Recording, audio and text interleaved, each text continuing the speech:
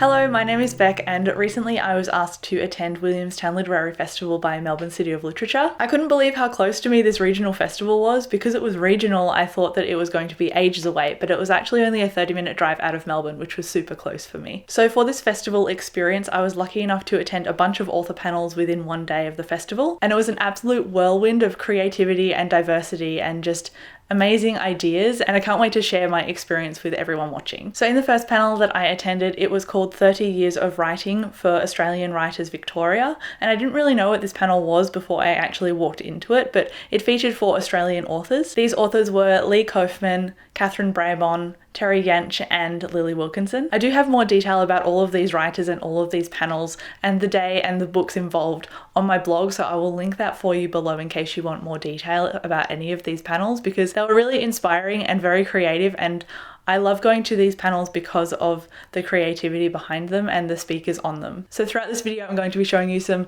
clips from the panels that I was lucky enough to attend. At the festival, there was a 30 Years of Writing panel, and the 4 authors that were Aussies on this panel actually talked about their experience in first becoming published and what that journey was like, and their relationship with writing and how it's grown from when they were first published to now. Lily Wilkinson was my favourite speaker on the 30 Years of Writing panel, and it's because she spoke about activism in the book community and how that links to Bookstagram and BookTube. And she's actually written a PhD on this subject, so when she was speaking about it, it was really easy to get so involved in what she was saying. But now we've got things like Bookstagram and BookTube and Twitter, and we can connect on social media in a different way. And she really discussed how this led into social activism as well, and how we form our own communities online. And she said that it was really inspiring that we do that, and I thought that was really awesome. But I think in young adult literature, the reason why I'm drawn to it is because it is very empowering for young people, because it is not about young people just their hearts being broken by learning about what the world is like. It is about them seizing control and taking back some of that power and trying to make the world a better place, and that's incredibly inspiring to me. Lily also mentioned how being a creative, there was no point where you've made it and there's no kind of end game. The more you compare yourself to somebody else, the more you're going to feel like you failed when you really haven't. The hardest thing about the creative world is there's no point where you make it.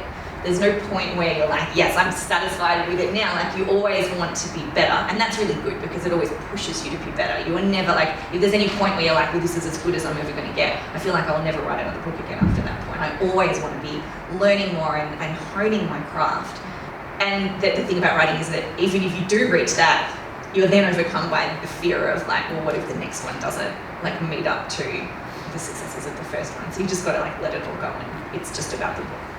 The way Lily was speaking about writing and communities and how we've made our own spaces, and how as a creative you never really make it. You just keep increasing on your personal goals rather than kind of competing against everybody else. It's a real motivator to look at other creatives and see what they're doing and want to aspire to be like them as well. And I kind of walked out of this panel with the mindset of, if they can do it, then I can do it too. In this panel, I really focused on Lily Wilkinson, but the other 3 authors were incredible to listen to as well. And I do have more written about them in my blog post, so definitely go and check that out if you want a little bit more detail, because not just young adult was discussed, poetry was discussed, queerness was discussed. This panel had such a breadth to it, and that's why I want to encourage you to read my blog post, because I can write so much more there than I can say in a video. I think if you watch the video and then read the blog post, it'll definitely give you 2 separate experiences about what this festival really is about. Now, the next panel was called Into the Fire, Female Friendships Raked Over the Coals, and this panel featured Clementine Ford, who is a social media feminist activist, and Sonia Orchard, who is a feminist author, and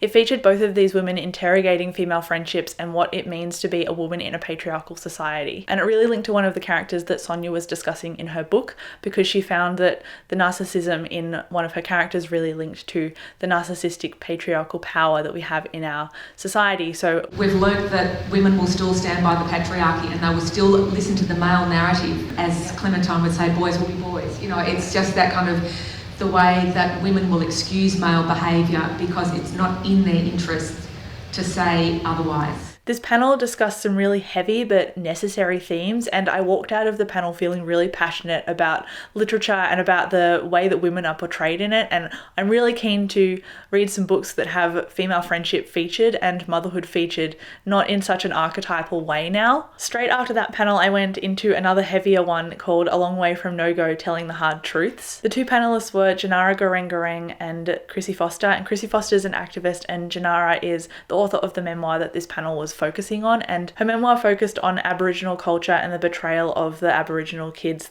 and students that Janara knew, as well as her abuse and treatment as a child to when she was growing up through her adolescence. This was a fairly heavy panel, as Janara very candidly told us about how she was sexually abused and assaulted as a child. The first priest that I put in jail was the first priest that went to jail in Queensland ever for abuse of children. He started abusing me when I was 13. He was on the front lines with a lot of us, with our elders, and doing what is the social justice work. So these priests actually started abusing Aboriginal kids because they had access to us, and we all were part of the court case. He just became friendly. He became friendly with my family. He only tried once. He tried to rape me when I was 18, and it didn't actually happen, but he tried. But he got charged with that during the court case, and he pleaded it down.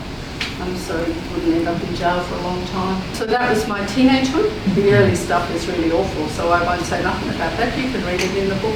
Janara's book is not for the faint-hearted. She had to blow the whistle on some terrible truths, but it was a really necessary discussion. From Janara's panel, I went into another one called Growing Up African in Australia, and the authors for that panel were Ahmed Yusuf, Terero Mavondo, Adotwal Akek and Khalid Warsam, and all of these authors wrote and edited and collaborated on an anthology of African Diaspora stories. The word diaspora can be summed up by living away from your ancestral home. So this panel really covered a broad scope. It went from interrogating themes of belonging to your family and your culture while you were away from home. It interrogated violence and police violence particularly, and it also leaned into some creative discussion because one of the panelists was an actor and she's gunning for more important roles across the board for minorities as a whole. I was very concerned with interrogating my past and figuring out specific tension points that I still carry with me today.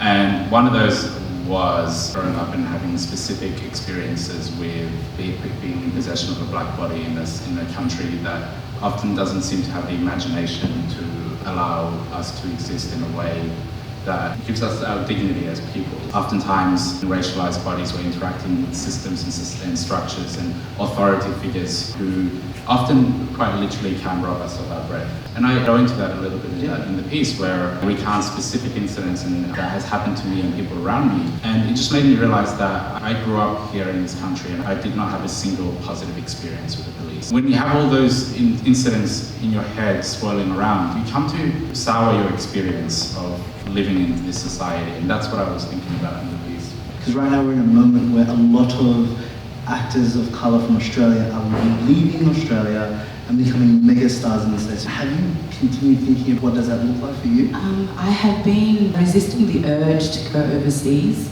but unfortunately I feel like I've come to the point where I have to. So I guess I've been thinking of an exit plan. Yeah, like leaving within the next couple of years if I want to pursue seriously a career in the performing arts. But I was like, no, I feel like times are going to change. I've been doing this for 10 years, and although they are, change is very slow.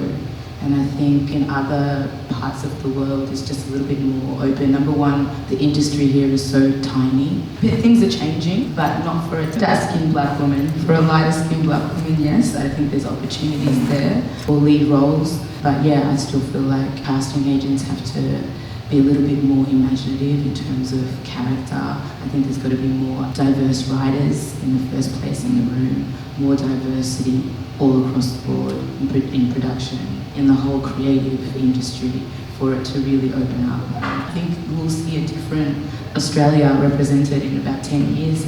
There were so many amazing points covered on this panel, but I've summarised all of that on a blog post because I can't possibly summarize it in one video. Now, I'm usually a fantasy and sci-fi reader, and I didn't realize how invigorating the Williamstown Literary Festival would be for me, but I'm really glad that I went because these panels were absolutely incredible and they were full of creative minds and creative discussion and just amazing people in general. A lot of the audience was actually older than me, and it was really sad that I didn't see many people my own age because the festival is so close. I thought I would encounter more people in my age bracket, especially because the themes discussed with the themes that we all talk about on social media so often. And so everything was so relevant. I left the festival feeling passionate and creative and definitely convinced that I'll go again. And I'm so thankful that the Melbourne City of Literature sent me to this festival to cover it, because I've only covered a tiny snapshot of the potential of this whole festival. The panelists were so diverse in both their writing and their experiences, and the voice in the way they conveyed their experiences too. I may have only been there for a day, but it wasn't enough, and I want to go next year for the full 3 days. Please let me know in the comments if you've been to a writers' festival before, and definitely don't forget to check out my blog post, because it's got so much more detail on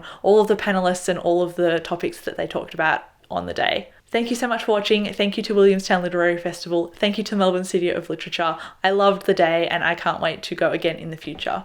I'll catch you in my next video. Bye.